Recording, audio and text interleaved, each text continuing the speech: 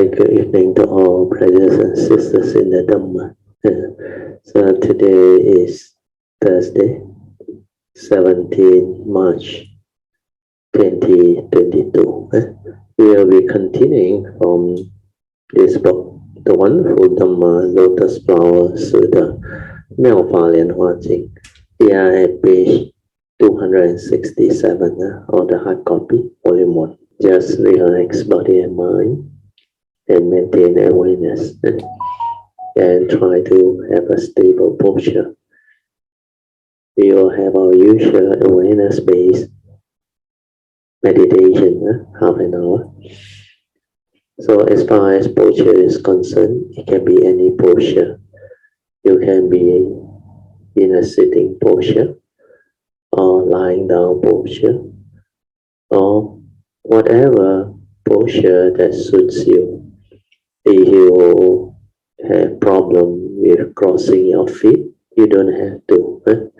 You can just sit on a chair or a stool, then relax, maintain awareness. That's what you need to do, so that this awareness within your nature can become clear and stabilize it. Okay, we are off the light. Then you all can proceed with your awareness-based meditation. So remember the first three of the four support. For most people, this three is sufficient. First support is relax completely body and mind. In Mandarin, they call it 放松, is be at ease, completely relaxed. Don't try to know, don't try to do anything, just silent. Maintain awareness. If thought arise, let it arise, never mind. You don't have to do anything. Then after that, maintain awareness, just aware. Whatever happen or arise within your form and mind, aware, finish. Don't follow. Don't go and create thinking. Just let things be. Then allow this awareness nature to stabilize. That is the third support. Then after that, if it has stabilized, then you can make use of it to meditate. To meditate is very simple. Do not arise the thought also. And you silent, that nature can actually understand many things. It can observe without thought, without verbalization, without the interference of the thought process. It's the nature within that silence. Observe everything that is going on. Through this observation, you can understand clearly what happened within the moment. And through this understanding of what happened within the moment, you start to understand yourself. Who are you? What are you? What is this form and mind all about? How does thinking arise? And when thinking arises, how it affects you? How it conditions you into negativity or various mind states to make you what you are. Observe this, see all this. Don't try to comment, just observe. Then over time, you will understand. It's like you want to understand who or how your kid or baby is like. If you silently observe the baby, then you will understand his naiveness, sincerity, and strange behavior. Because through that silent observation, you do not preempt through your views and opinion of what he is. So that silent observation is very important. But when you try to perceive him with your views, opinion, and conditioning, then you are not observing him anymore. That's why for parents, especially mother, who are very attentive or observant, then they will understand. They will be able to tell you a lot of things about the kid. This kid is different, this kid is like that, that kid is different, that kid is like that. Because they saw what happened. They make mistake, it's genuine mistake. Because when they are young, they don't have cunningness, they don't have delusion, they are just babies. They are very innocent. So meditation is to go back to that type of mind that is very innocent, that doesn't try to preempt anything or don't hold on to any views or opinion of things. You just observe, silently observe. Through the observation, you can see things as they are. You can understand many, many things. That's why when you are silent, observing, you sometimes can awaken to truth, or you can insight into phenomena and develop wisdom. You can understand the universal characteristics, anicca, dukkha, anatta. All this will become possible. But if your mind is not silent, if your mind is not in the state of awareness or sati or mindfulness, then you will think a lot. You will be actively commenting, chattering, verbalizing. So when you do that, you lost your ability to be aware, because man can only do one thing at a time. Either you are completely silent and aware within the moment to observe, to understand, or you are lost in thought, which means you are preoccupied with your thought process. So when you are preoccupied with what you are thinking, you cannot be aware. You become heedless. That's how the mundane mind distracts you. Then with its memory, that condition you into various belief systems, views, opinion, and conditioning. From there, you act. That's why you become very, very unnatural. Yours is a conditioned action. Because of your views, opinion, conditioning in belief system, you stir your mind, you react to what you see, what you hear, what you smell, what you taste, and what you tactile feel. Or even what you recall through memory. Because your views, opinion, and conditioning belief system make you do all those things. That is the way of the mundane mind, the thinking mind. It lacks wisdom, it lacks understanding. So this type of mind cannot live life. Not to say in the true sense cannot live life. You can still live life with that type of mind, but that type of mind is heedless thinking. That type of life is full of suffering and misery. So if you do not train your mind, develop heedfulness, mindfulness, and awareness, you cannot progress in meditation. You cannot develop the understanding. Then through delusion, you will develop karmic negativity that leads to downfall. That's why your life becomes miserable. You constantly have to allow yourself to experience the negativity of karmic fortune.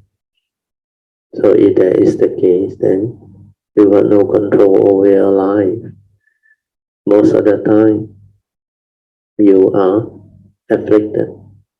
Karmic conditioning keep on arising, and the way you live your life, like the Buddha said, you are born of your karma, heir to your karma, conditions supported by your karma. You are what you are because of your karma. So if there is not what you want, you better train your mind to be aware, develop the understanding. So when you meditate with awareness-based meditation, you will see the big transformation in you. Your mind does not think like before.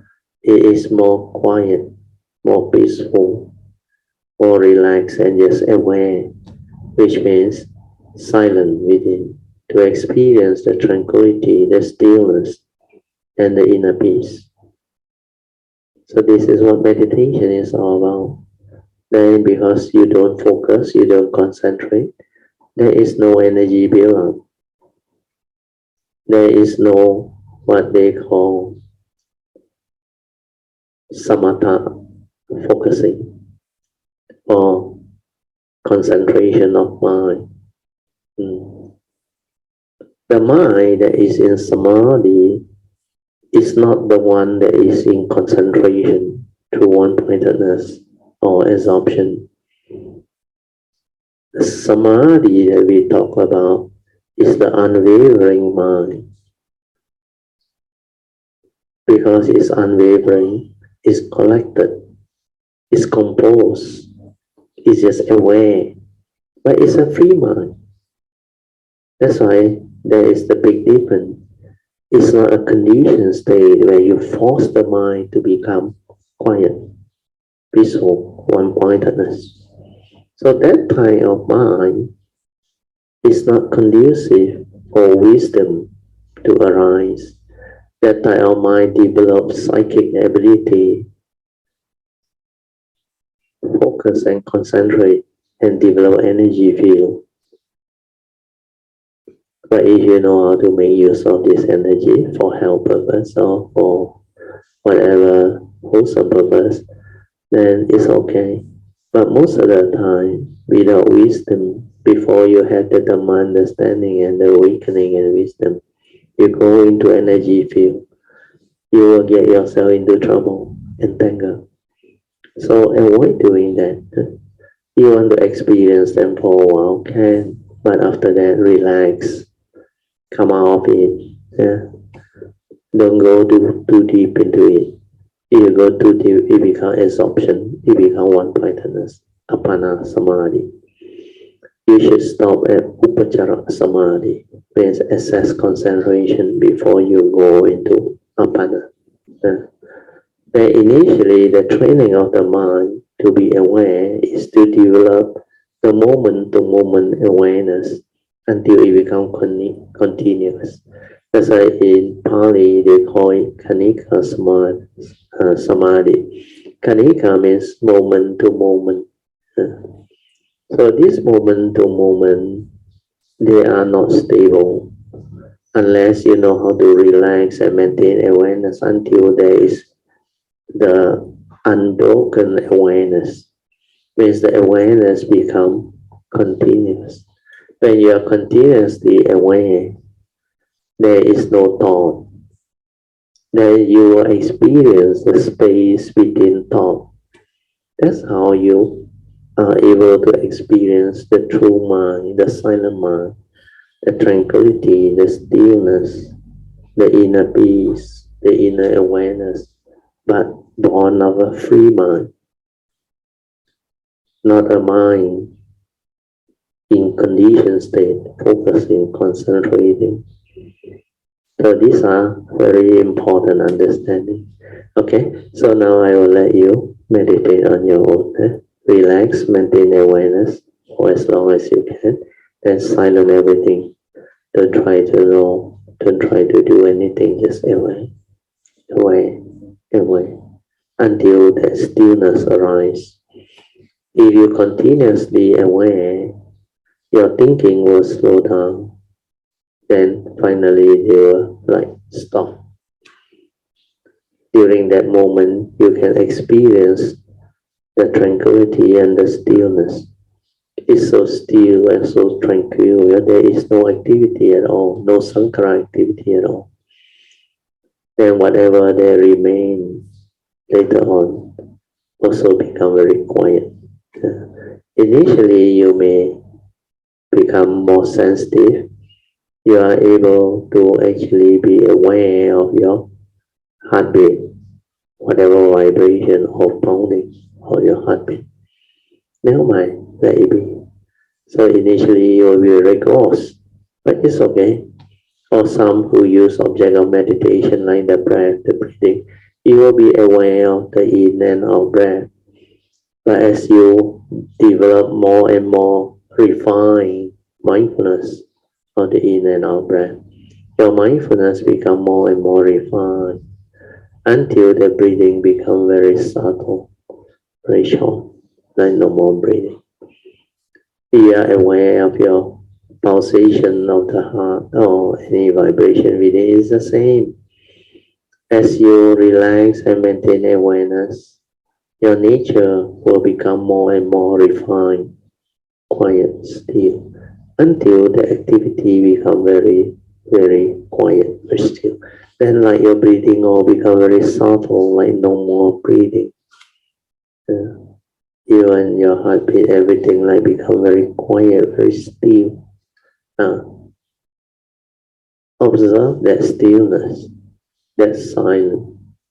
Then ask yourself later on when you come out of it, without thought, who are you? What are you? Through this inquiry, you will understand because you experience it in the meditation, the direct knowledge and vision of what this thing is, not from what people tell you or from reading from other people's experience or the book. No need. Through this awareness-based meditation, you can understand clearly, directly. Okay, now I will set the 30 minutes of alarm. Then I will let you meditate on your own. Okay.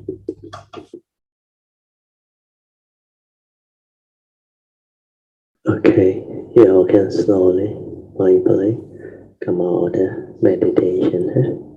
Try to maintain whatever inner peace, inner calmness, and inner awareness that you have developed and trained for as long as you can.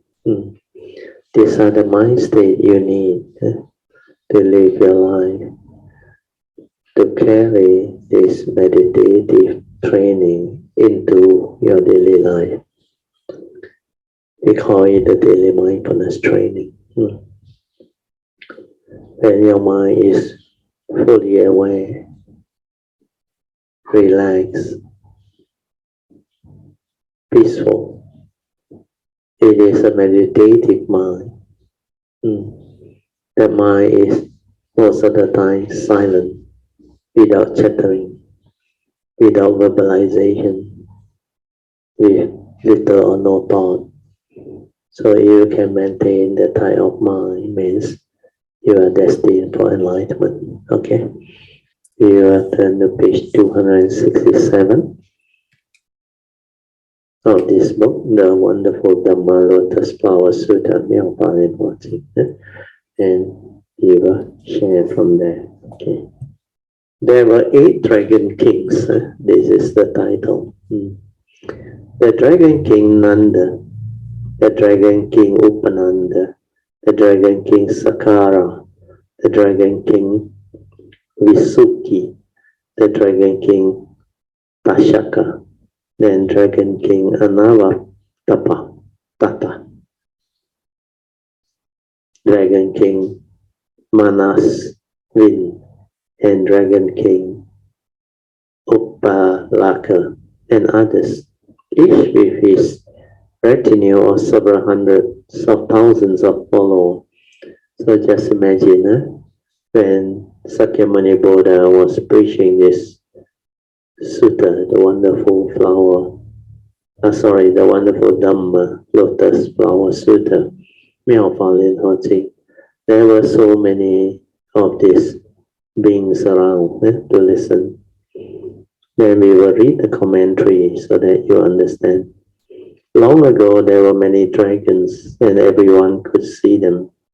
In the present day, however, they do not appear. Why? Because there are too many people and the dragons, out of fear, do not dare show themselves. Dragon belongs to the class of animals, but they are not like ordinary animals because they have spiritual powers of penetration. What spiritual penetration do they have? They can make themselves big and small. They can manifest so that people can see them. And they can also make themselves visible or invisible by means of the transformations of their spiritual penetration. And how did they become dragons? You shouldn't look down on them just because they are animals. For in previous life, dragons were people who cultivated the way. However, they were quick with the vehicle and slow with the precepts. That is, they cultivated the great vehicle practice with vigor, but neglect the precept. They cultivated the way with great intensity, but they did not keep the precept.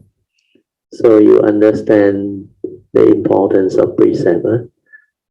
These people or beings which are born as dragons, they ignore the precepts, that's why they get into trouble.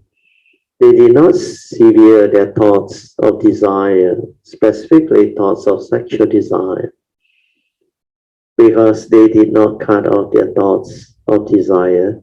They did not keep the precepts.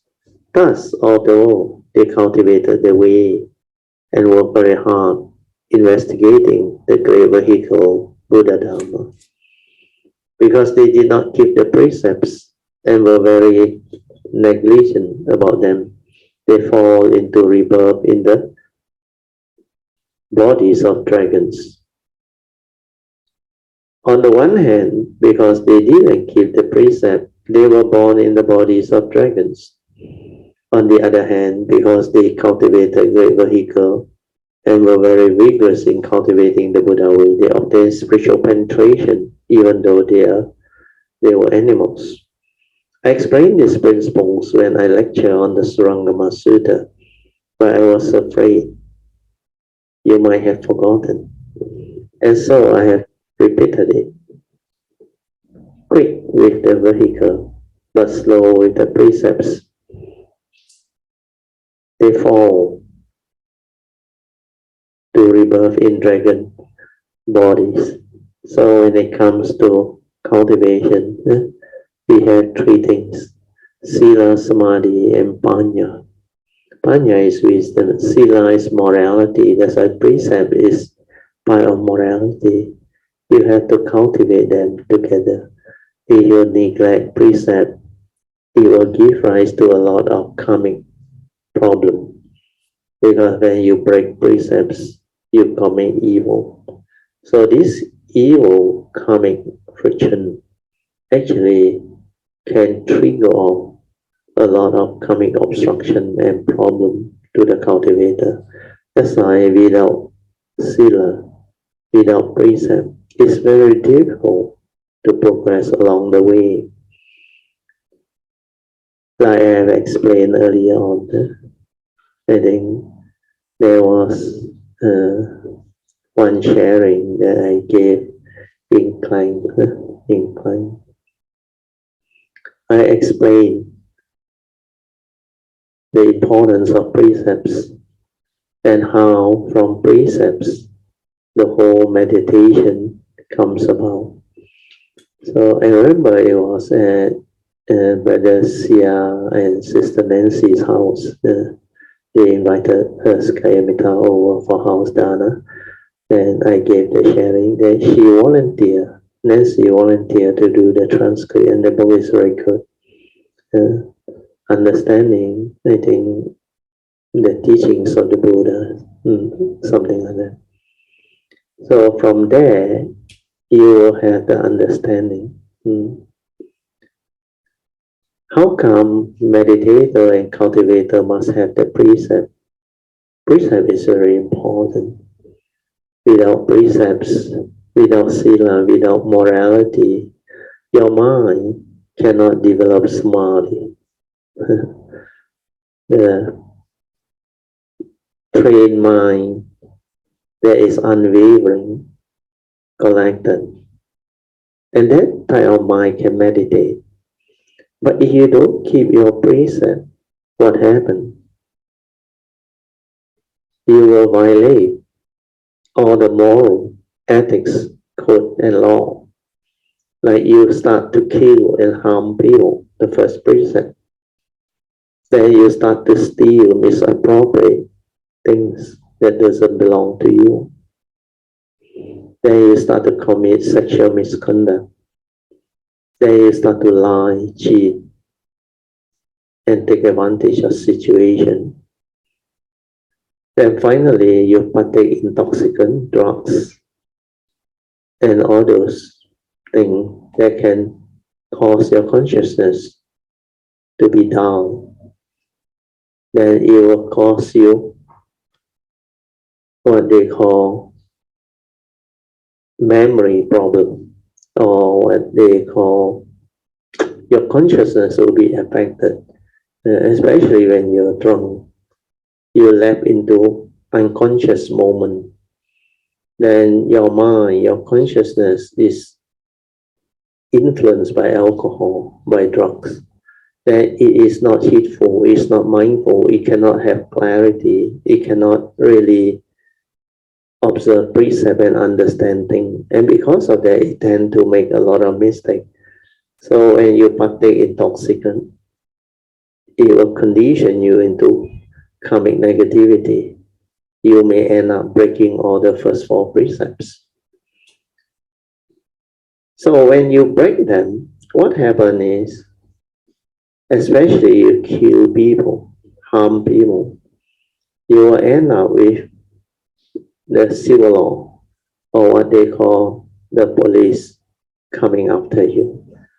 Or you will attract a lot of people who wants to take revenge against you. So when you do that, you will not have peace. Then you will start to project your thought, have fear, worry, anxiety. Then you cannot be normal, you cannot be peaceful.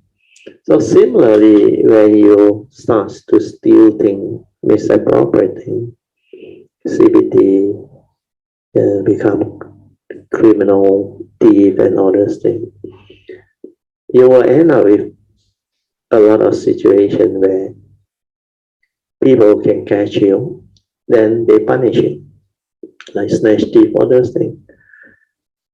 It's not always a lucky day. Sometimes things can go wrong and you will be caught. And when you are caught, there are laws to deal with it. So people who go through all this, they will have problems. Then when you steal from companies, when you steal from other people through corrupt practices, then you will end up having the law after you. Then the MACC or the anti-corruption agency, they will come and investigate and give you a hell of a time. So all this lead to fear, worry, anxiety. Then sometimes when you are not so lucky, your activity become exposed. That's where you end up having a lot of mental issue and problem. The lack of peace, the fear, the worry, the anxiety make you miserable. Then you cannot meditate. So the third precept also saying, you commit adultery, your whole family, harmony, love, everything get shattered because of the moment, or what we call cheap thrill, the selfish thought that goes for all this activity. So when you deceive your spouse or your partner, or If you lack sincerity, you break that trust. It can bring about a lot of problems. And sometimes if they are married, not only the thing end up in hatred, envy, jealousy, and divorce, but if there are children, the children will be affected. Then the in-laws too will be affected. And all those that have a relationship or affinity with them, related to them, will be affected too. So it's never worth the while to commit all these things just because of short moments of cheap thrill and all these things. Then the fifth precept, of course, if you are not careful, you are not heedful, not mindful, not having the understanding, you indulge in intoxicant. Then you indulge in drug activity. All this can bring about downfall. And having late nights, you are inviting trouble. So when your mind is affected by all this immoral activity, we are breaking of precepts, then it is always in the state of fear, stress, worry, anxiety, lack of peace. And even the money you got out of such selfish act or deluded activity, like murdering people, committing a lot of crime things, stealing from people, all this, the law of karma will come after you. You reap what you sow. Do good because good, do evil because evil. And you will end up becoming the victim. People will kill you, will harm you, will steal from you, misappropriate your thing. Or if you abuse people, scold people, do a lot of nasty things to people, you reap what you sow. The condition will arise. People will do back the same thing to you.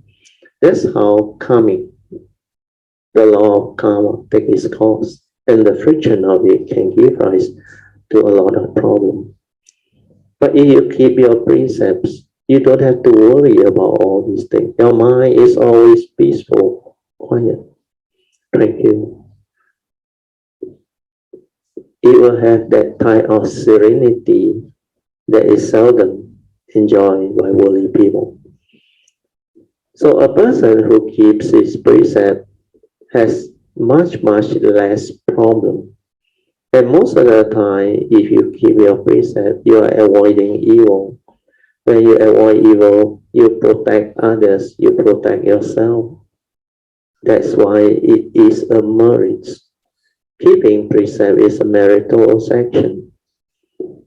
You can abstain, you undertake the training rule to abstain from all this, means you are cultivating mindfulness, awareness, to be aware of your thought process, your mental intention, your action, your speech, your livelihood, everything. So this understanding is very important. Then with a mind that has this ability to be aware, mindful, peaceful, tranquil, without all the fear, worry, anxiety, samadhi will kick in. Samadhi is a natural state of free mind that is in the state of awareness, because the mind is tranquil, peaceful, still, serene. That's why it can be stabilized and it can easily fall into place for the cultivator or the so-called practitioner or meditator to develop this stability of awareness, leading to what they call heedfulness. Yeah. So the equanimous mind in samadhi can arise because they keep the precept. So sila, if you keep them well, it brings forth a lot of wholesomeness, benefits, merits.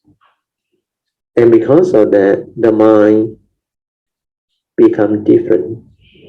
So for samadhi to kick in, you must have precepts. That's why sila lead to samadhi. When you have samadhi, your mind can see things as they are.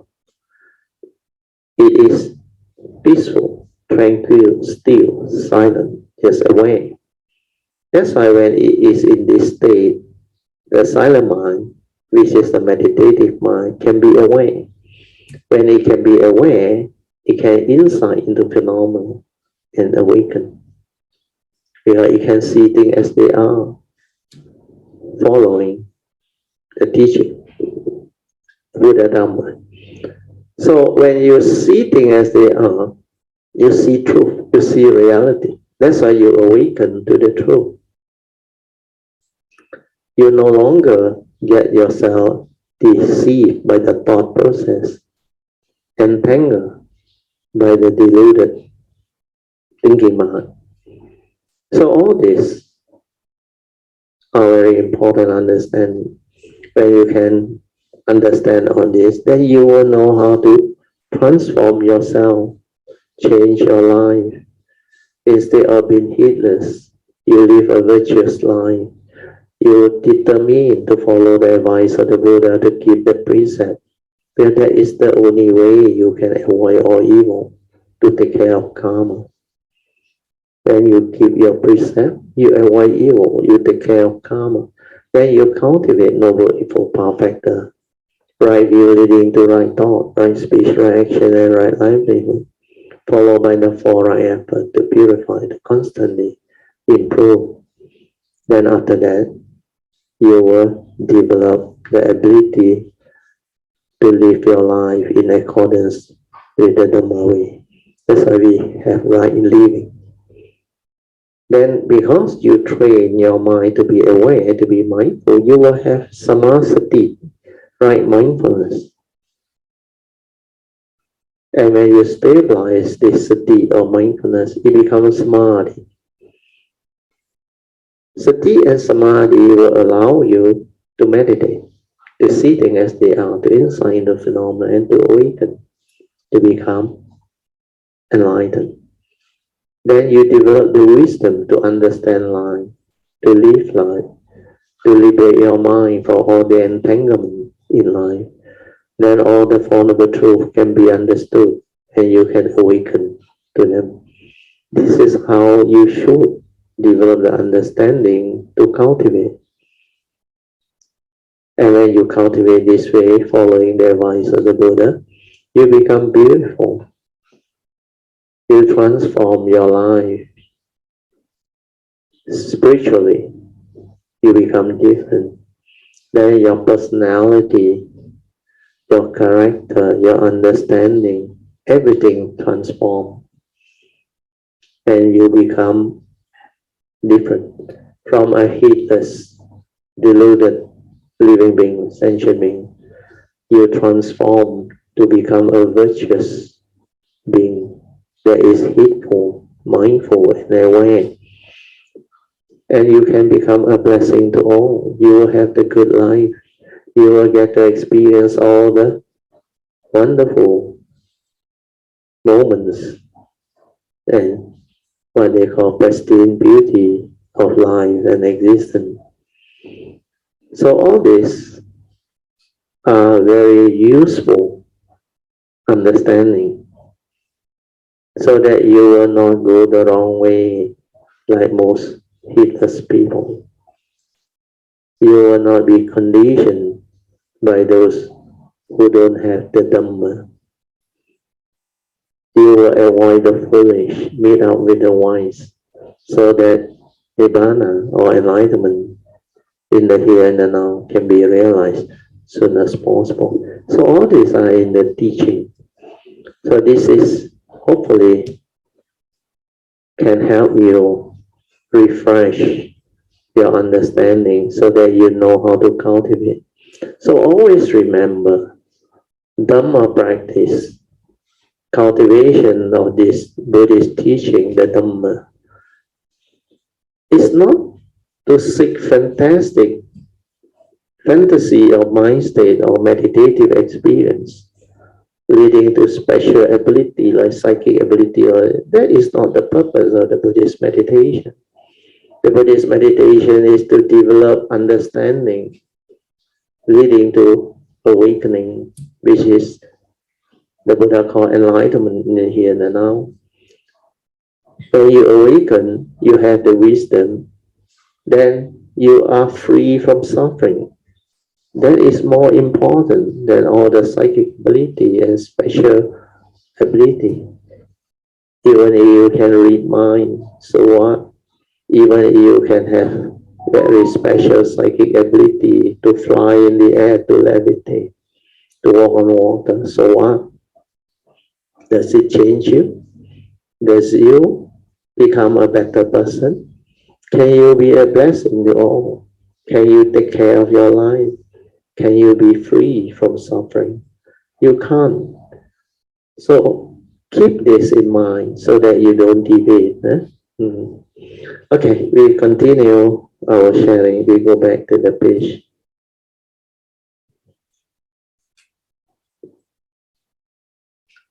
So not keeping the precept is very dangerous. I think we are here. Okay. There are those who are quick with the precept but slow with the vehicle. This one also another problem. This one is the opposite of those that take birth in the dragon bodies. They keep the precept very sternly, but are not vigorous in cultivating the great vehicle Dhamma. Such cultivators are born as humans, as wealthy and honored people. This one is very interesting. You want to understand this, I think it's very easy. You understand the law of karma, you will know that those who keep the precepts, they have a lot of merits, a lot of wholesomeness. That's why they will be born wealthy and honored, because they don't simply do things. They keep their precept to avoid evil so that they do not harm others. And they also at the same time protect their own karma. So although they are very wealthy and honored, but because they didn't cultivate the great vehicle way, they are very stupid. So this word, I don't know why the Mahayana like to use the word stupidity. But actually the correct word is deluded. Deluded means not knowing the truth, become entangled. So this part I think is very useful. But in the new version, they describe it differently. They keep the precept very sternly, but are not vigorous in cultivating the great vehicle Dhamma. Such cultivators are born as human, as wealthy and honored people. They are, however, not very bright. See? I think they take out the word stupid. Although they are very wealthy and honored, they are a bit dull-witted. This is better. The old version.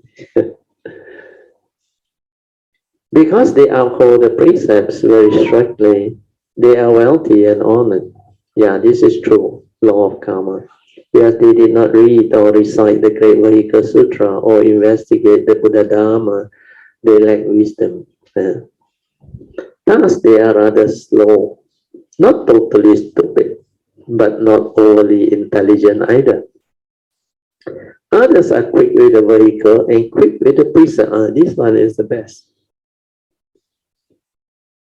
While making the speedy progress in the cultivation of the great vehicle Buddha Dharma, they keep the precepts well.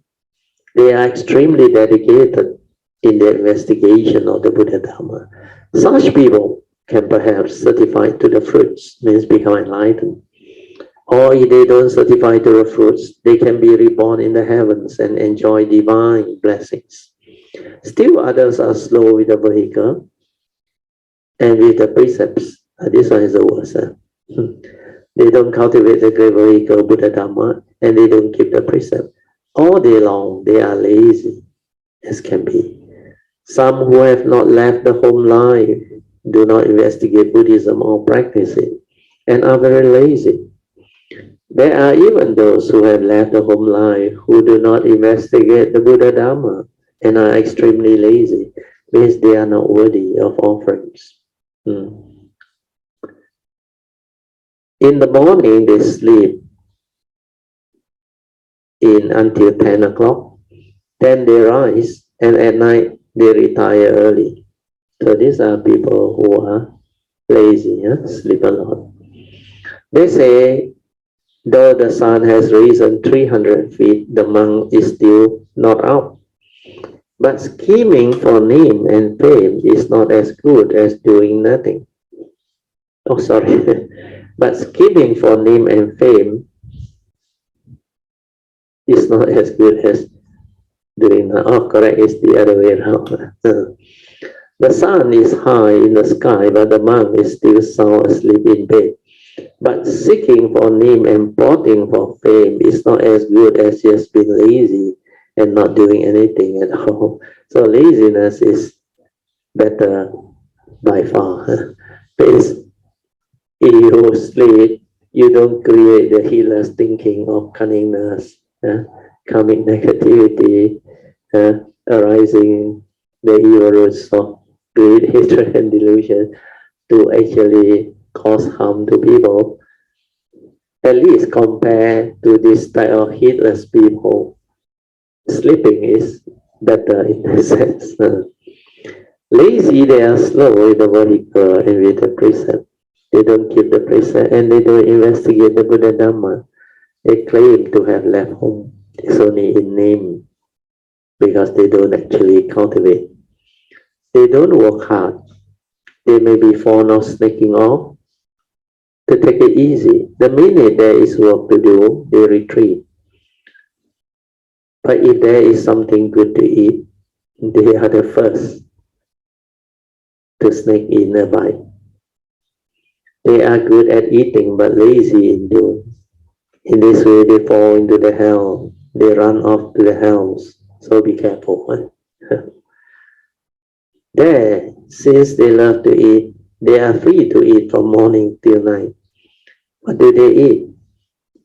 Pails of hot iron. You would rather not work or study. You won't have to do anything there at all except undergo punishment. Perhaps you will be fried in oil, thrown into a mountain of nine on the salt trees, or into the cauldron of boiling oil. You can have a taste of that.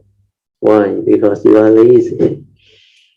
You will see if you are still lazy once you get there. This is what happened to people who neglect both the vehicle and the precepts. So this part, I think, you bear in mind. Never fall into hell. Now the hell rhyme is misery, really misery.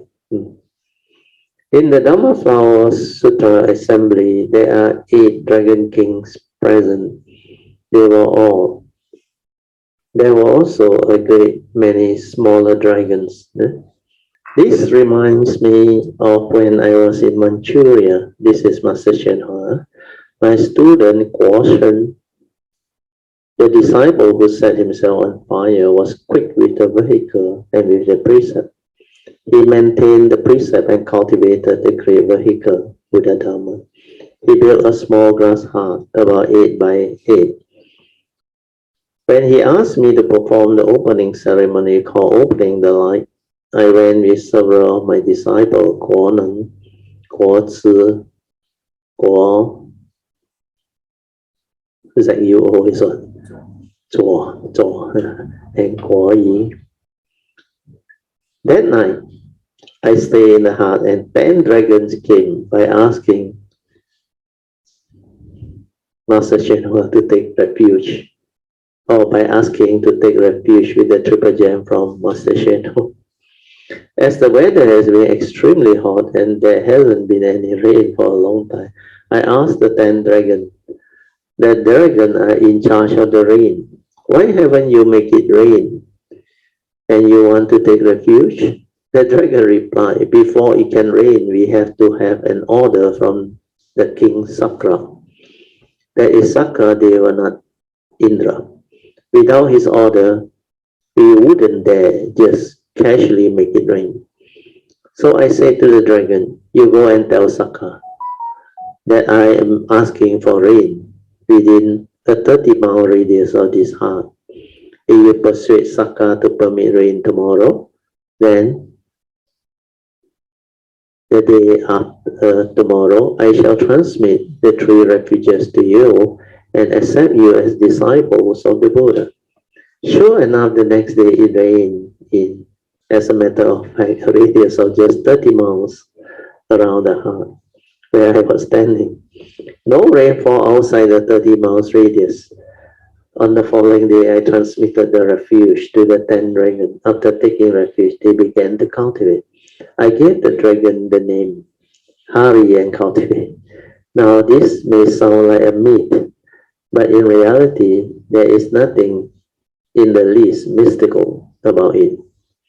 It was my own personal experience. This thing do happen. You don't think it's very mystical or like fairy tale and all say, but it does happen. People who has this spiritual cultivation, they are able to actually cause these things to happen, to arise.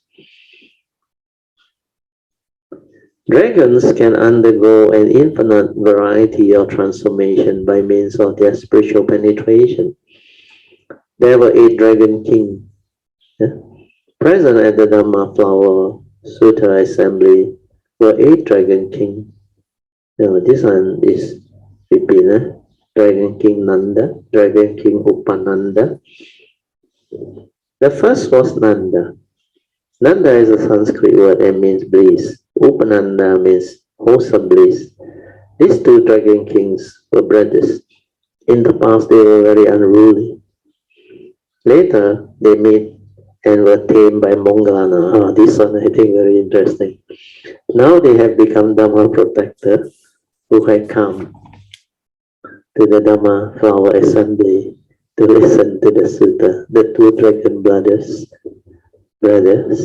bliss and wholesome bliss, guarded Mongalana. Guarded Magadha, regulating the wind and rain and ensuring good crops, benefiting the people greatly. Then there is this dragon king Sagara. Sagara means ocean. He is the dragon king who lives in the sea. Then dragon king Vasuki. Vasuki means many heads. A single dragon body, they have 9 heads, 12 heads, 15, 3 or 7 heads. Dragon king Tashaka. Tashaka means putting forth poison. He put forth many latent vapor. Dragon king Anavatapta. Anavatapta means no heat. Dragon king Manasvin means, the name means large body because he is very big. Then finally, Dragon King Upalaka, which means blue lotus, and others, each with his retinue of several hundreds of thousands of followers. Not only were these 8 dragon kings present, but there were also a lot more.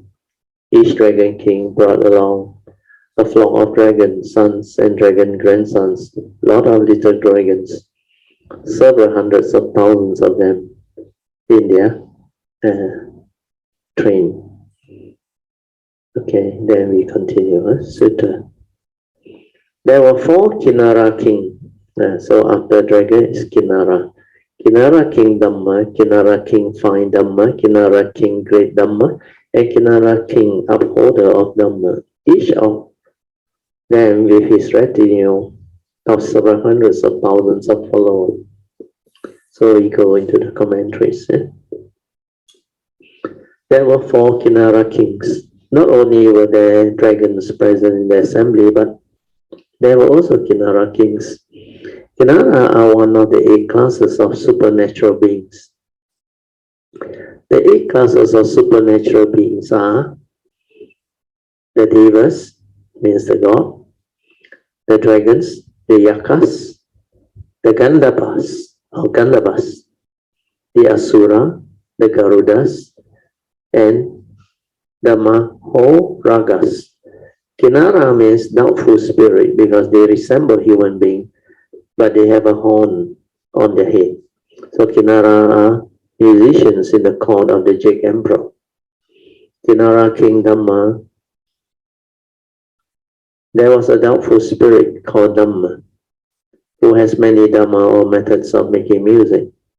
Kinara King Fine Dhamma not only has many Dhamma and make music, but they are extremely fine. His music is such that it impresses all who hears it.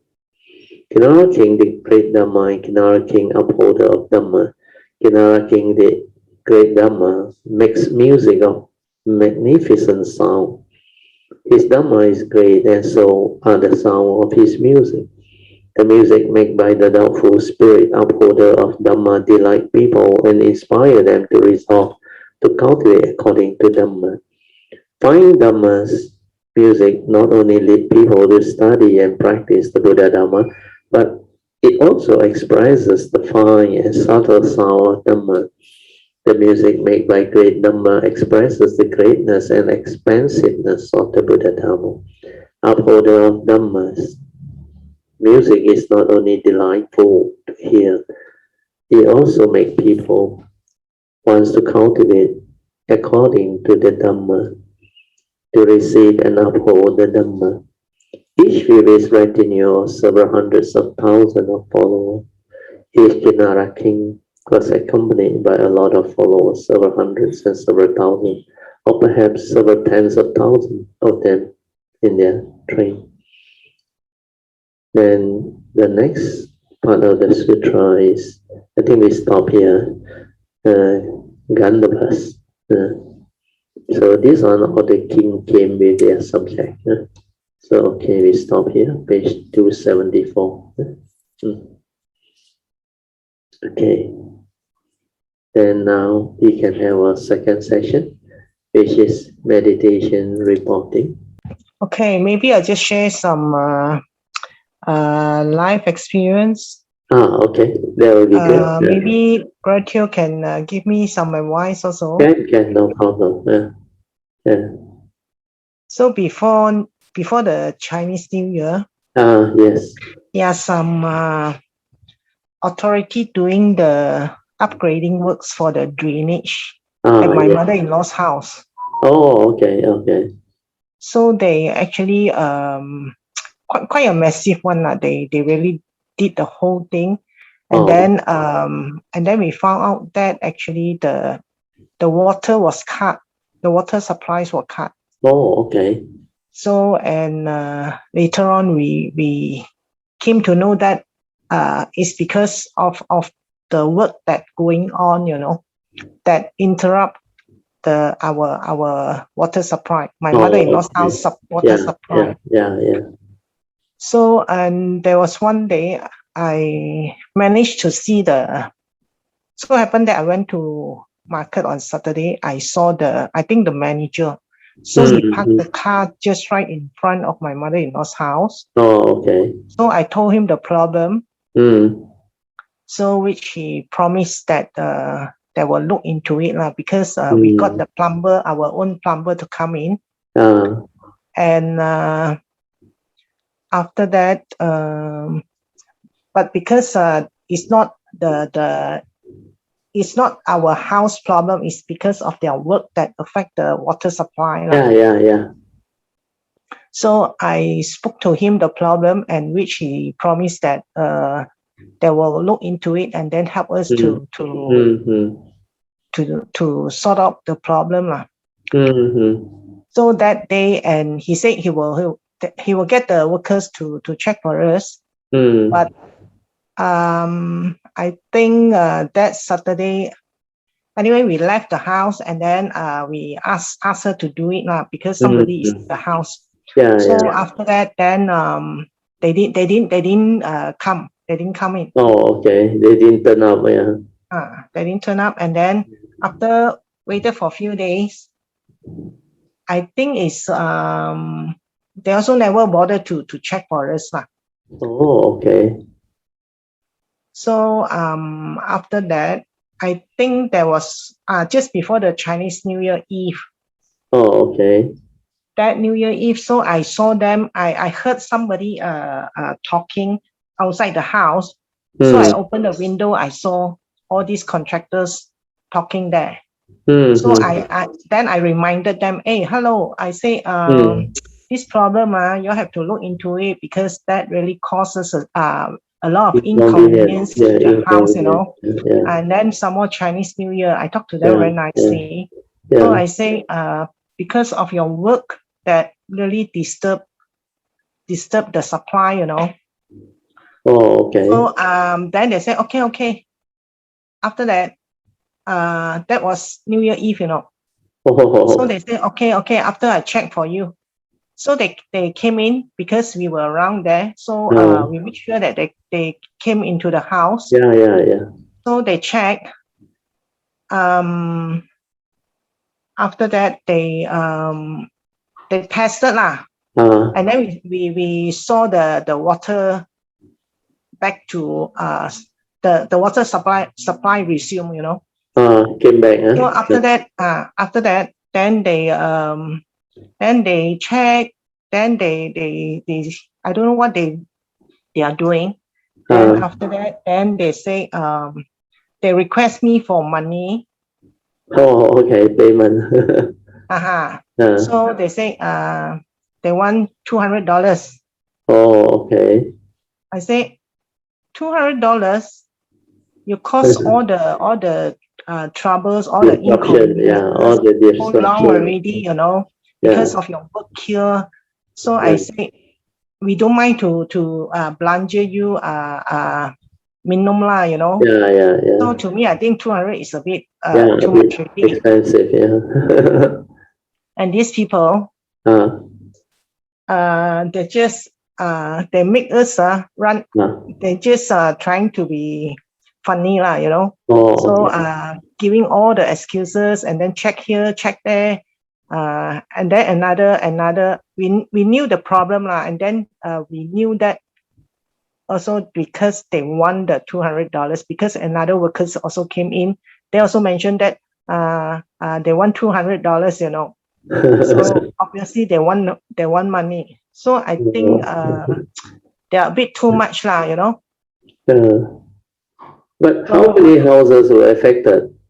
Only my mother-in-law's in-law. Only one house. Cannot be. Something is wrong. No, because the piping at first it was disconnected. Because the piping inside your mother-in-law house, they cannot come in and disconnect. There must be a main. No, at first they checked. They said supply water to that whole area. No, because they say actually because the direct water got already. So this piping is actually connected to the toilet. This piping is running outside the house. So when they did the drain work, so it affected the piping lah.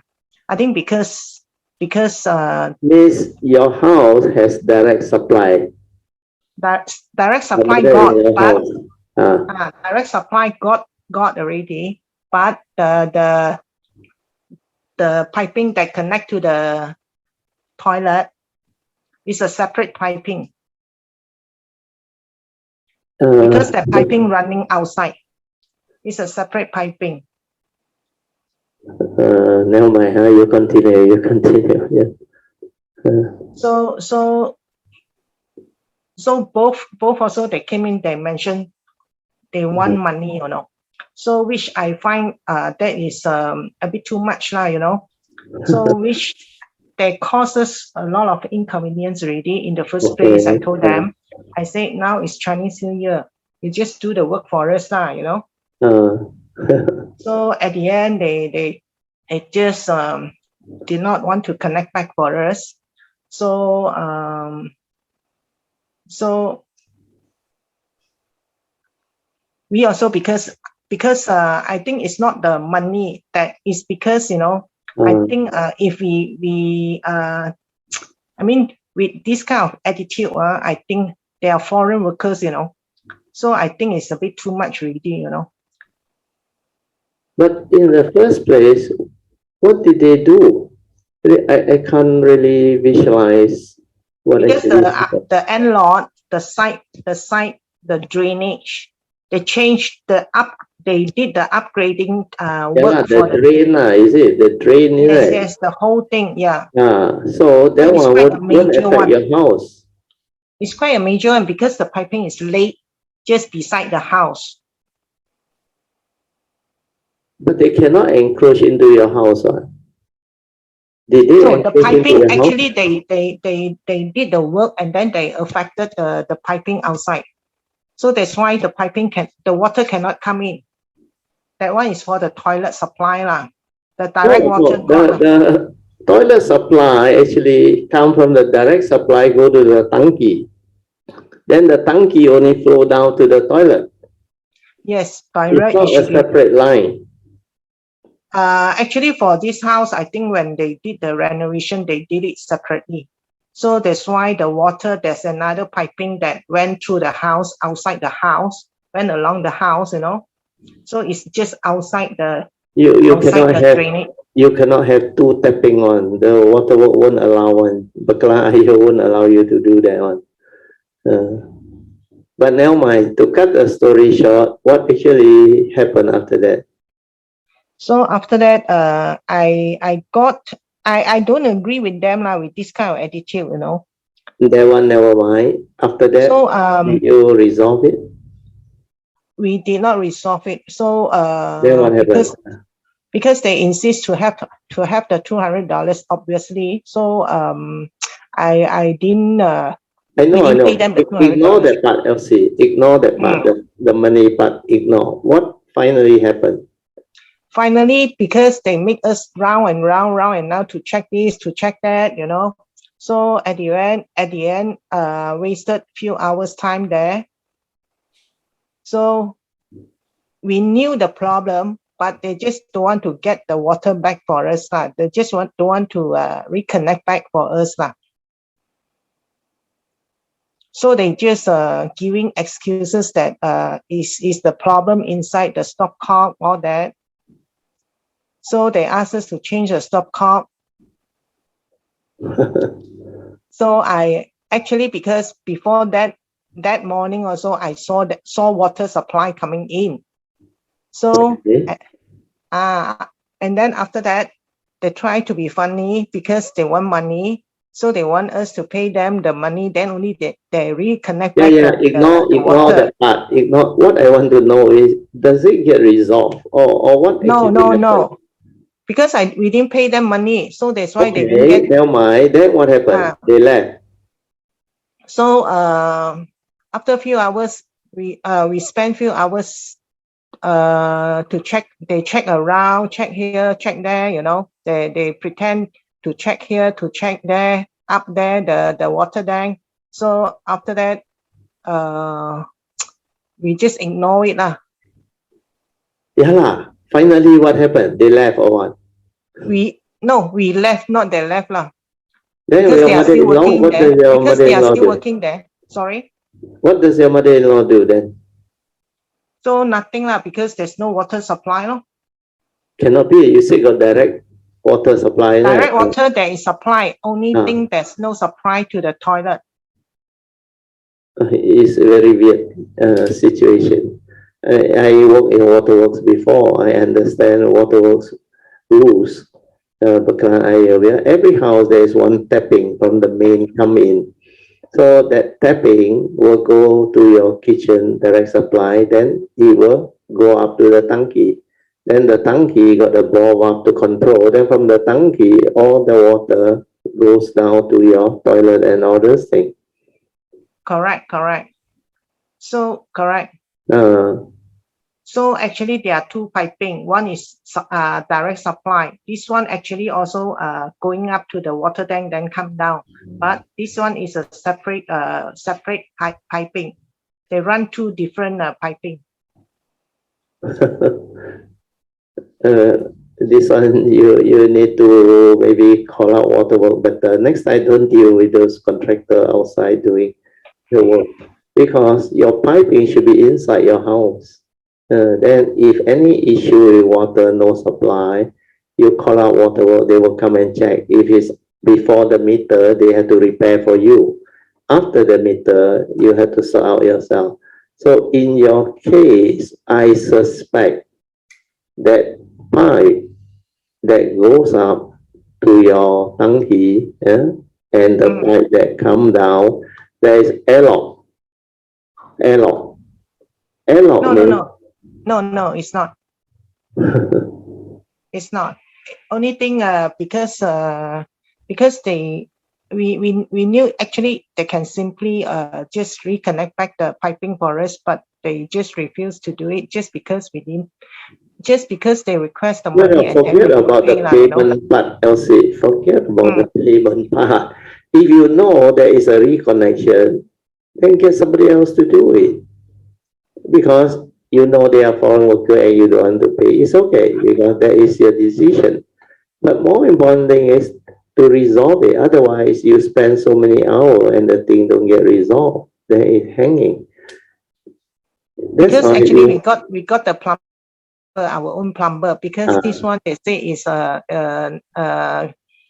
outside connected, is outside, so they can't do it because of why I told you it is outside your house. It's waterworks problem. You call waterworks, they will come very fast.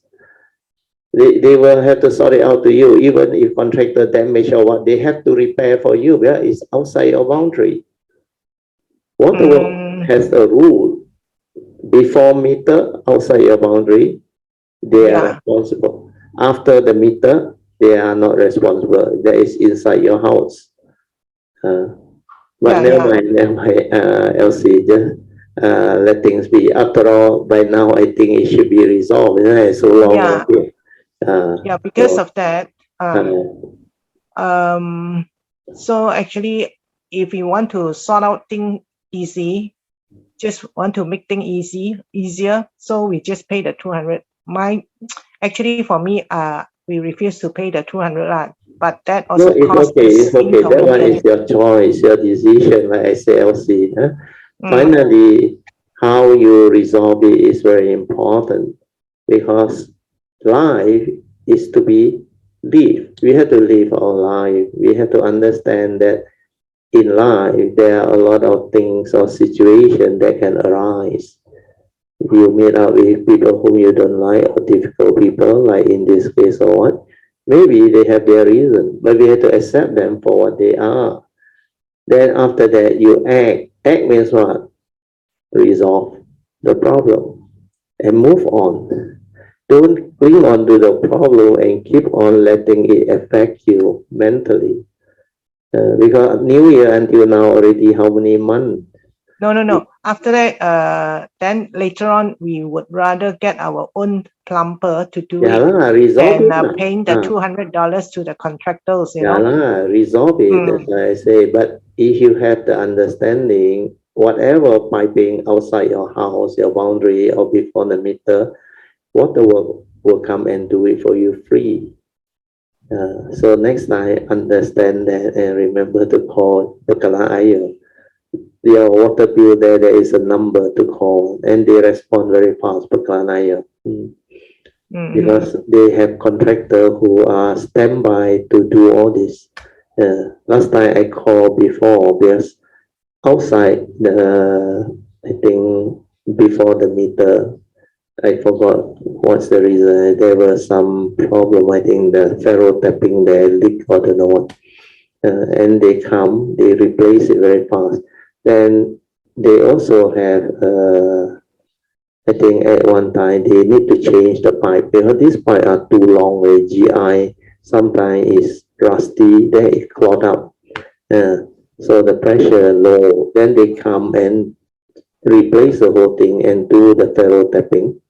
And I witnessed the thing, I saw them do, and of course we thank them. Then they are very fast, very fast. So sometimes you can call the Che to the new meter. And a lot of short lot they do it because the new meter together with the new piping can allow the water to flow through much quicker and with better pressure. Sometimes a lot of this OGI pipe, the rust or the scale inside there, they constrict the diameter and your pressure become like very low and sometimes cannot reach the top floor. So all this is water supply issue. So you have to, you talk to them, you call them, they come, they will know how to solve for you. It's their duty to give you that pressure to reach your tangki and have the extra pressure of about 15 to 20 feet pressure. Otherwise, during peak hour, you will not get water. So the extra residual pressure is to give you water even during peak hour, so that at least the direct supply you will have the water. Unless there's a disruption somewhere or pipe burst, then they have to cut supply. Then you have to wait for the connection to get back the supply. But most of the time, waterworks are very efficient. The downtime is very low. So apart from this, what else? Elsie, what else you want to ask? Any question or share any other things? More No. towards the Dhamma, the cultivation. Yeah, good evening, everyone. Yeah. I was supposed to went for the self-retreat last week, Yeah. but at the end of the day, what happened was that I found I was infected with COVID. Oh, so you cannot go. Yeah, I can't go. See, so Yeah. and it's quite strange because I really can't trace where I got it. You see. Oh, okay. Never mind. Anyway, you quarantine yourself, huh? Yeah. It was really not easy. You see. Oh. Yeah. So it was very, very tired. Oh, yeah. A lot of people experience that. Sore throat, tired, fever, and all those things. Yeah. So, but luckily, I got treated, and then, my sister now is my sister turn to take care of me. You see? Yeah. Last time you take care of her. Yeah. So really, I realized that it requires a lot of like support. You see? Yeah. Definitely. Yeah. Especially when you are down with COVID, you cannot go out. So because of that, you need people to actually give you the support, buy you the food and all those things or whatever you need. Yeah, and it was actually lasted for about a week, you see. Oh, okay. So long already, huh? Yeah. So but now is I consider myself is like fully recover, you see. Oh, good. Yeah. So in fact, recently a lot of people got COVID. I got one classmate also. He called me today. He said he was down with COVID for the last 5 or 6 days. And I heard from Augusta, my brother, two of my brother and their family member, they also down with COVID. And my sister also. It's recently, they never kena before, only recently. So you have to be careful. Yeah. It's very highly contagious. Yeah, very contagious, must be. Otherwise, it wouldn't be suddenly happening to so many people. But most of them are mild or asymptomatic. Yeah. And what I realized during the when I was sick, you see, I realized that it's not easy to cultivate when you are, Yeah. So really, cultivation requires a lot of good karma. Yeah. Good karma as is like, when you are still physically okay. When you still have the health, that is very important. Yes. Yeah. Because if not, you see, most of your energy will just be drained out. At the time it's so serious. I mean, I really reflected. I say that luckily I'm still okay in the age time. You see. And I can't imagine that for those people that have serious illness or cancer or anything that and they are just those physically and mentally they are in the suffer, not like COVID you can luckily like 1 week or plus you can not that long. But for those illnesses that very traumatic, life and death. Those really, you see, you require a lot of strength, you see, and the mental strength and the physical strength. Yes. To fight it. Yes. Yes. So I say that really, you see, we cannot wait, you see. Now you start to appreciate when you are still young, healthy.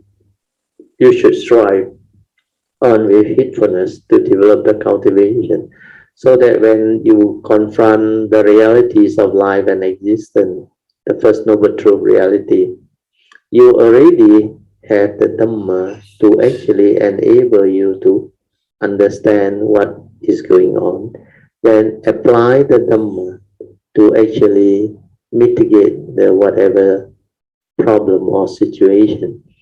Because like I used to share with you all in the past, when you are sick, that is the best time to check. Because like the Buddha say, the first noble truth or dukkha is to be understood under the first turning of the first noble truth. So how can you understand it? It's when you are confronted with the sickness and the disease. Even COVID also say, like you say, you feel tired. Then you have other problem, you need support and all those things. But check the mind. Why did the mind say you feel tired? Is it you who is tired? And this Dhamma is very important. We are the first noble truth reality, like the Buddha said, birth, old age, sickness, and death. So this is sickness, disease. Why he say it's suffering? When you attach, you think you are sick. But not to say by not thinking you are not sick. No, the disease is a reality, is a condition. That's why the Buddha say, not only you subject to this reality of disease and sickness. Everybody who lives life long enough will experience them. So when you have to confront them, experience them, you need to develop the Dhamma understanding to accept the reality. This body is just a body, not you, the four elements. It goes the way of nature. So when there is disease or sickness, you need to endure, Then you need to seek medical treatment or help or advice. You seek. You do what you have to do to resolve this thing amicably so that you can recover. So this is what the teaching is all about. Not to become miserable over it, lament over it. But what you have come to realize also very good. It gives you the urgency to cultivate, to strive on, so that you appreciate while you're still young, you still have the health, the opportunity and the condition. That's the reason why the Buddha told the monk before his parinibbana, apamadena sampadeta. He asked them to strive on with heedfulness. Be heedful. Do not be heedless. So all this understanding is how you apply the teaching. And when you apply the teaching, you become different.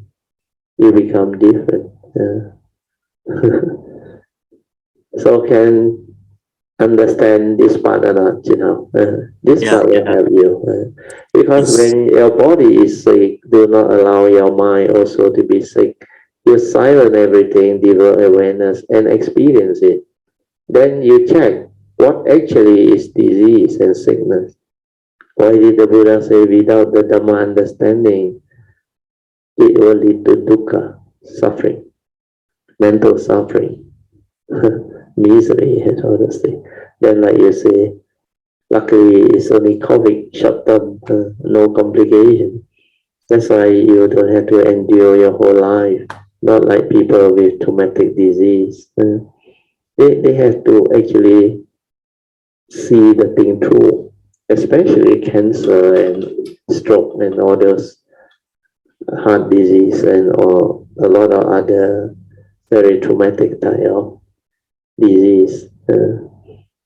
So we should actually thank our good karma for giving us the good condition, the good understanding and the help to be what we are. Then when condition changes, when we experience the First Noble Truth reality, it is time for us to make use of it, to develop the first turning. This Noble Truth or dukkha is to be understood. How can we, the second turning of the First Noble Truth. How can we understand it? It's only when we are hit by it, afflicted by it, or when we go through that sickness and disease thing. And then you silence your mind through the awareness, find out who is sick, what is sick, whether the Buddha's advice is true or not. When the body is sick, do not allow your mind also to be sick. Then you will come to know it's just the tactile consciousness that condition you to cling, to grasp, to hold, and you become unhappy, miserable. But when you have the Dhamma, you can endure and you can still smile because the body is just a body. You go the way of nature. Like I always say, there are only two things you can do. Accept the reality, endure, and move on, and do what you have to do. The other alternative is complain, lament, and become miserable always. Then, not only body is sick, your mind also doubly sick. And you become miserable, mentally afflicted. So without Dhamma, you will act foolishly, heedlessly. With Dhamma, you can be at peace, actually, no matter how serious that disease may be. And you will understand a lot of things after you recover from that sickness and disease. That's why in the early day of my cultivation, whenever I fall sick in whatever manner, or even I injured my whatever leg or hand, I actually reflected, contemplate, and I see, observe. Then I understand. That's why I still can have joy, and I still can have gratitude to thank the Buddha for giving me this understanding, so that I know how to confront it, I know how to be at peace with it, then I know how to resolve it amicably and do what I have to do. And sometimes I apply the Dhamma, I invoke power of merit for causative condition, for turn around. Then if I know it's from the past karmic, I will ask for forgiveness and all those things. Otherwise, there is no way you can clear.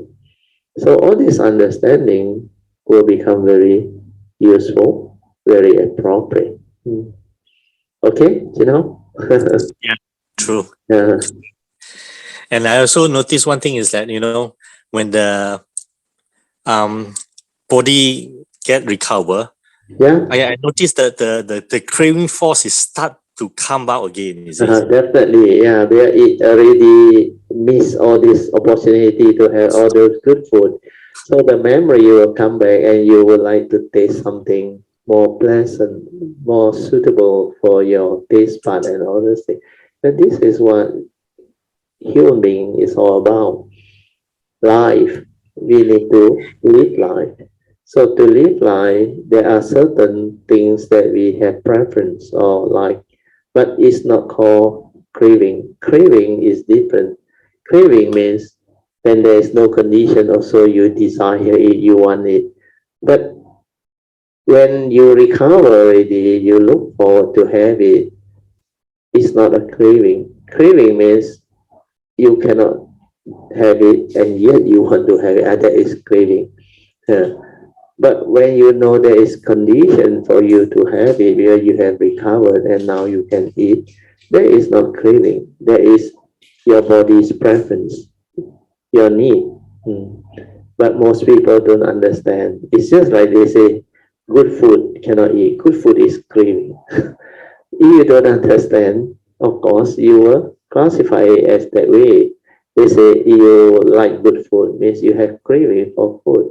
No, if there is condition for the food to be around and it so happen you have that liking and preference, you have the means to have it or order it, by all means, go ahead, but do not overeat.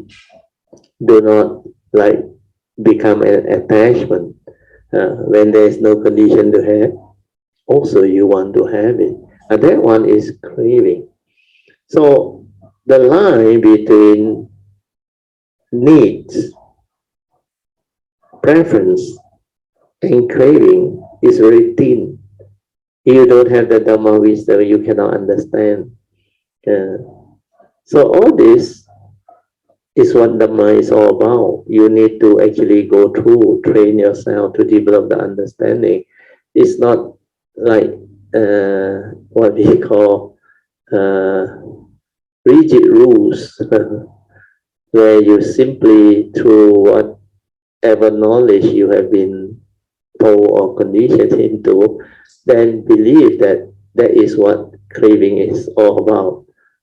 No, you have to identify all this, then investigate and find out. Because craving is very different. Craving leads to suffering. That's why the cause of arising of dukkha is craving. But if it's a need, it's not a craving, it doesn't lead to suffering. Means got condition to have, I have. No condition, never mind, it's okay. And that is Dhamma, that is wisdom, that is understanding. Then you know how to accord and flow, and you know your body. That's how you will not go beyond the need. Otherwise, it will make you miserable, especially people who don't take care of their health. They become like, they overeat, then become obese. Then they overexert their body, they harm their body. So all this is what Dhamma is all about. When you have developed the wisdom, the understanding, you know how to adjust accordingly. Then you can see your mind very clearly, the mind's movement, the wisdom that allow you to act in certain way. So acting according to the wisdom way or the Dhamma way is different from acting according to memory, which is based on our craving, our conditioning, our belief system. So all this is world apart. That's why the Dhamma cultivation is a very fine and thin line on how to understand life and live life. So unless you have the stability or understanding, you don't know how to actually adjust and develop the understanding. It's not to follow certain instruction and become rigid. No. That's the reason why I always share, whatever that is rigid, the Dhamma is not there. The Dhamma is there when there is understanding to accord and flow. Condition like that, things will like that. Your condition changes. Everything is in a state of flux. It's not what you think. Condition, situation, living being, sentient being, they are all different. Their karmic background, their conditioning is all different. And because of that, the interaction of karmic causes and nature's law need to be understood. That's why the three right view has to be there.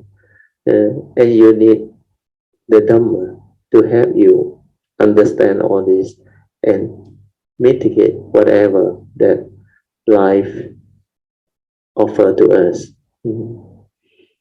Okay, you know? Yeah. Actually, it's not. Maybe I'm using the wrong words. You see, it's just that when I recovered, the moment I recovered, I can notice the mind state and the physical. Yeah, is that different. one is very important. That one is part of cultivation. Your awareness is there. Your mindfulness is there. Then there is this preference. You want to have those food. It's okay. It's not a craving. Because now you have recovered. There is condition already. That's why I want you to understand that part. Because most people use the word craving come back. Especially they go for retreat. Before the retreat end, they think of char kway teow already. They think of supper and all those things already. But if you go and project your thought and develop all this heedless thinking, of course. But if you have the understanding, then you will not do all this. Where retreat is coming to an end. After the retreat, you can do what you want to do. Then, if you have preference for certain type of food, go for it. But if there is no condition, never mind. Like the shop closed already, it's okay. Accept it.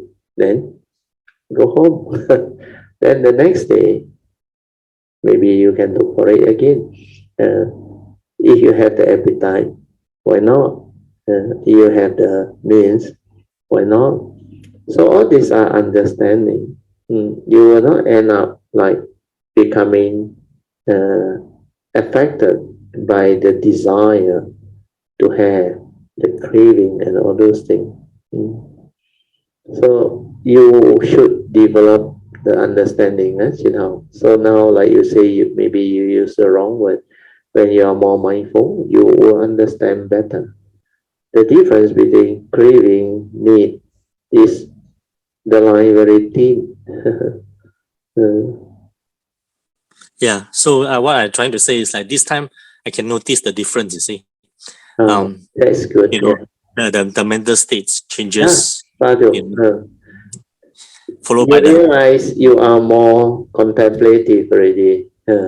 You are able to reflect on a lot of things already, not like before.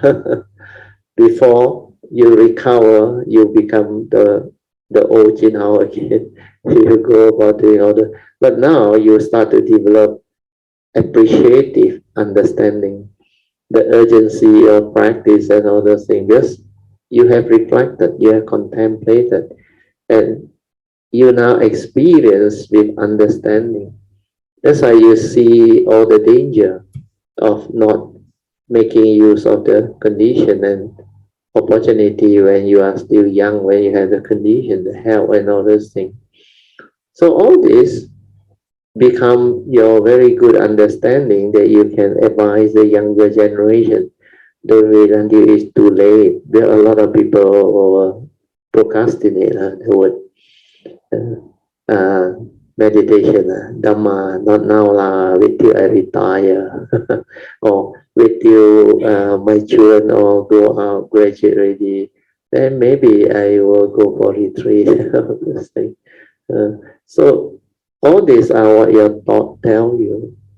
That's why if you don't see the importance, you will create this type of thinking. You procrastinate, give reason, justify, and you will try not to do. Then you don't see the danger. You don't see the importance of this cultivation. Like when I was young, I knew all this. That's why I go all out when I was 70 years old. Because if this is not something that I can develop and understand, I will suffer in this world. My nature knew. That's why I go all out to cultivate this teaching and to develop the faith, the understanding. Good. Continue, So I just want to share with everyone that say well, just still have to be cautious when you're going out. Yeah. Mask, put on the mask. Don't Yeah, go yeah. and go. Now the transmission is very fast. Yeah, but even if you got it, it's not end of the world. Okay. Yeah. But one thing is that you just need to take more rest. Yeah. Now the risk is very low. According to latest statistic, I think from the health ministry, 99.3 is category 1 and 2, the new cases. Now it's getting less than 0.7%, the category 3, 4, and 5. Means the probability of severe sickness is less now, much less now. Yeah, correct. And a lot of cases are actually you can't trace. You see, Yeah. you can't trace Because how you got it it. happened too fast. Yeah. So, well, this is it was a very good sort of like home retreat this time. Yeah, instead of attending the retreat, you have your own self retreat. Yeah, and what I also noticed that I just accept it. You see, accept that That one very important. That one you can free your mind straight away. all right. I wouldn't sort of like asking myself why this and why that. I say no more. I say if it's fated, it's fated. I say accept it, and then there must be a reason behind. I say doesn't matter. Causes and condition behind. Yes. Yeah. I say it doesn't matter. I'll just accept it and then just go according to the causes and conditions. Accord and flow and do what you have to do. Then resolve it. So yeah, I say it was actually a very good reflections actually. Yeah. So it is push me the urgency to say that sadhu. really when the physical is still good at times we have to when your health is still there, when you are physically healthy, and you are still able to have the movement to cultivate the activity, that should be the time. Not until when you are too old, the body too fragile to do anything. Then the time you want to cultivate also very difficult. Very, very difficult. Seriously, I mean, it really required strength and the physical strength and the mental strength. The support.